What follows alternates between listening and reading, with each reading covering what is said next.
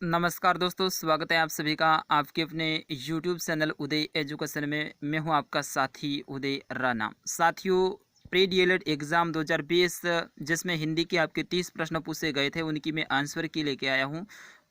तो आप सभी से निवेदन रहेगा, इस वीडियो को आप अंत तक जरूर देखिएगा। पूरे के पूरे 30 प्रश्नों की आंसर की रहेगी।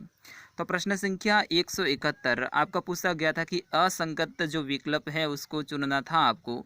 तो इसमें आपका ऑप्शन सी सही था, सु धन स्थु धन यानी सौष्ठव।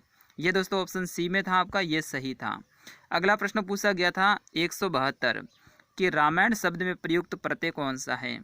तो दोस्तों रामायण में है आयन है, तो ऑप्शन ए रहेगा इसका सही आंसर। अगला प्रश्न आपका पूछा गया था 173 के निम्न में से कौन सा शब्द निशंक का पर्यायवाची नहीं है। तो दोस्तों इसका भी ऑप्शन ए करेक्ट आंसर था, यानी सुरक्षित। बाकी निर्भय, निश्चित और निसंग ये सभी है इसके पर्यायवाची हैं, लेकिन सुरक्षित है ये नहीं है। तो प्रश्न संख्या 174 बैठ गए सब तरुचाया में पंक्ति में रेखांकित शब्द का शुद्ध रूप होगा। तो दोस्तों रेखांकित शब्द कौन सा, तरुचाया। तो इसका शुद्ध रूप होगा अपने 174 में ऑप्शन सी, यानी तरुच छाया। ऑप्शन सी ये वाला आपका सही आंसर था। अगला प्रश्न कि प्रसिद्ध उपन्यास गोदान के लेखक कौन है। तो दोस्तों बिल्कुल इजी सा प्रश्न था, प्रेमचंद। ऑप्शन बी इसका सही था 175 का। ऑप्शन सी प्रश्न संख्या 176 यदि मन लगाकर काम करोगे तो सफलता प्राप्त करोगे, वाक्य किस प्रकार का है। तो दोस्तों ये एक मिश्रित वाक्य है, मिश्र वाक्य है। तो ऑप्शन बी आपका सही आंसर होगा इसका। 177 निम्नलिखित में से तत्पुरुष समास का उदाहरण है। तो दोस्तों तत्पुरुष समास का उदाहरण है वो आशातीत है, यानी ऑप्शन ए इसका सही आंसर था। और 178 के सरस का विलोम शब्द है, सरस का विलोम शब्द है।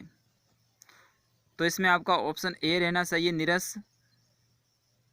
अगला प्रश्न है कि सोने में सुगंध मुहावरे का सही अर्थ है।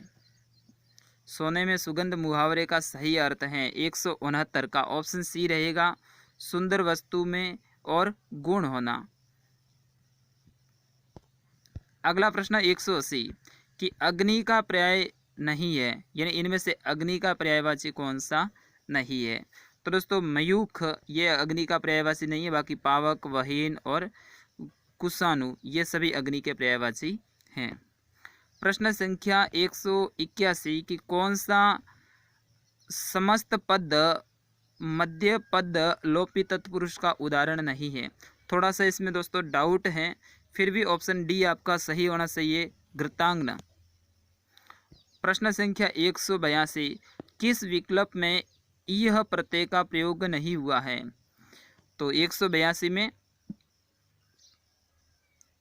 पाणिनीय ऑप्शन ए रहेगा आपका सही आंसर। 183 एक अकेला दो अग्यारे का अर्थ क्या होता है। दोस्तों ये कहावत है, इसका अर्थ क्या है ये आपको बताना है। एक अकेला दो अग्यारह, तो इसका सही आंसर था आपका ऑप्शन बी, संगठन में शक्ति है। अगला प्रश्न 184 कि वह हथियार जो हाथ में थाम कर चलाया जाता है, वाक्यांश के लिए एक शब्द। 184 का शस्त्र जिन्हें कहते हैं दोस्तों, तो ऑप्शन बी रहता है इसका सही आंसर। यहाँ पे दोस्तों ध्यान रखना है, चलाया गया मतलब चलाता किसको, अपन को शस्त्र को ही चलाते हैं। अगला प्रश्न अनंग शब्द का अर्थ है, अनंग शब्द का अर्थ क्या है। 185 इसका सी ऑप्शन था, बिना शरीर का। प्रश्न संख्या 186 वाक्यांश के लिए एक शब्द में संदर्भ में असंगत चुनिए। तो दोस्तों इसमें थोड़ा सा मुझे डाउट है, तो इसको अपन छोड़ेंगे। प्रश्न संख्या 187 देखेंगे। 187 है कि निम्न में से अशुद्ध वाक्य का चुनाव कीजिए। अशुद्ध वाक्य का चुनाव, तो इसका सही मेरे हिसाब से होना चाहिए ऑप्शन ए, किसी और अन्य से परामर्श लीजिए। तो ये है अशुद्ध लग रहा है मेरे को ऑप्शन। प्रश्न संख्या 188 वागजाल का संधि विच्छेद होगा। वागजाल शब्द है, इसका संधि विच्छेद होगा वाक प्लस जाल। ऑप्शन ए आपका सही आंसर। प्रश्न संख्या 189, विदाधन शब्द में कौन सा समास है? विदाधन में कौन सा समास है दोस्तों? बहुत इंपॉर्टेंट ये प्रश्न। तो ऑप्शन बी इसका सही रहेगा, तत्पुरुष समास है इसमें। प्रश्न संख्या 190, कवि का स्त्रीलिंग शब्द होगा। 190 दोस्तों कवियत्री। ऑप्शन सी इसका सही आंसर है। प्रश्न संख्या 191, वाक्यांश के लिए एक शब्द के चंद्रों में संगत को चुनिए। तो ऑप्शन सी रहेगा, जिसके दोनों पक्षों में निष्ठा हो, उभयनिष्ठ। ऑप्शन सी इसका सही होगा। प्रश्न संख्या 192, निम्न शब्दों में किसकी वर्तनी शुद्ध है? यानी शुद्ध वर्तनी वाला कौन सा शब्द है? तो इसमें था अनुग्रहित। Option C. 192 option C. 193, निम्न में से संधि के संबंध में सही विकल्प का चयन कीजिए। 193 में ऑप्शन ए रहेगा परिधनकार यानी पुरस्कार। तो ऑप्शन ए आपका सही आंसर था दोस्तों। प्रश्न संख्या 194, किस विकल्प में इत प्रत्यय का प्रयोग तद्धित रूप से हुआ है? इत प्रत्यय दोस्तों बाद में लगता है शब्द के। तो इसका सही आंसर था अपना ऑप्शन डी। हो सकता है दोस्तों यहाँ पे भी थोड़ा सा कंफ्यूज में हूँ, लेकिन दुखित ये हो सकता है। प्रश्न संख्या 195, अवधूत का अर्थ है। अवधूत का अर्थ क्या होगा? अवधि बोलने वाला। तो लगभग ऑप्शन डी आपका सही आंसर होना चाहिए। सॉरी 195 में ऑप्शन बी होना चाहिए दोस्तों। ऑप्शन बी समास आऊंगा। ऑप्शन बी मस्त और फक्कड़, अवधूत का अर्थ।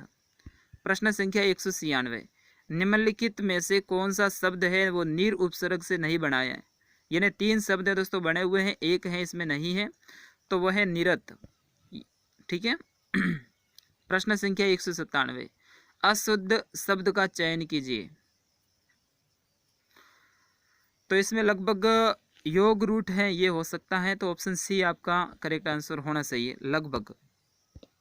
प्रश्न संख्या 198, द्वंद्व समास के भेदों के संदर्भ में असंगत को चुने।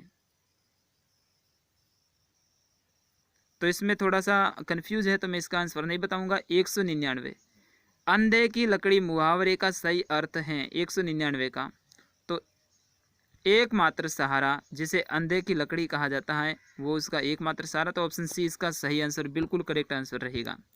और अंतिम प्रश्न है कि निम्न में से कौन सा परि उपसर्ग से बना शब्द है? परि उपसर्ग से दोस्तों परिधि, बिल्कुल परिधि है, ये परि उपसर्ग से है। तो ऑप्शन ए रहेगा आपका सही आंसर। तो दोस्तों ये थे हिंदी के आपके 30 प्रश्न। कुछ प्रश्नों में डाउट हो सकता है, अगर डाउट है तो मैं कमेंट बॉक्स में उस प्रश्न का सही आंसर पिन कर दूंगा। समय समय पे आप जरूर देखते रहिएगा। बाकी अब रीजनिंग की बाकी रही है, तो रीजनिंग की भी बहुत जल्द मैं वीडियो लेके आऊँगा। दिन भर में बिजी था तो इसलिए वीडियो अपलोड नहीं कर पाया था। चलिए, जय हिंद, वंदे मातरम। और दोस्तों ध्यान रखना, पीटीटी के लिए अब मैं तैयारी शुरू करवा रहा हूँ। तो कुछ दिन रहे हैं पीटीटी के लिए, तो आज से वीडियो पीटीटी के लिए भी चालू हो जाएंगे। जो भी पीटीटी की एग्ज़ाम की तैयारी कर रहे हैं वे वीडियो ज़रूर देखें। धन्यवाद।